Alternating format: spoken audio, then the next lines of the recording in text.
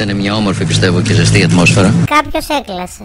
Και θα ήθελα να συγχαρώ τον Δήμαρχο Αθηναίων, που έχει μεγάλη σημασία για όλους μας. Καλή χρονιά. Έρχεται ο Δήμαρχος. Έρχεται ο Δήμαρχος. Ο Δήμαρχος από το Κολοκοτρονίτσι.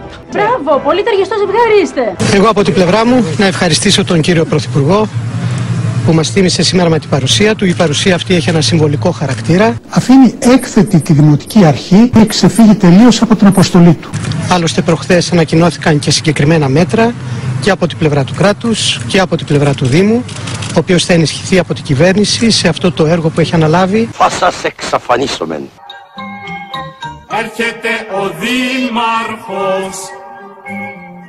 Είμαι ο Δήμαρχος Χαρχούδας, ο φουντωτός και παχουλός, που το χορό της πεταλούδας χορεύω στο λιβάδι σαν τρελός.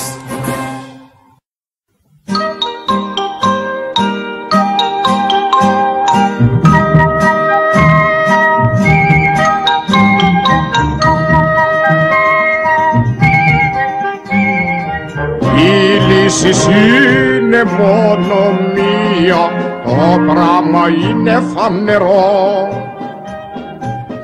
Αρχουδική δημοκρατία με μένα το αρχουδάρχηγο.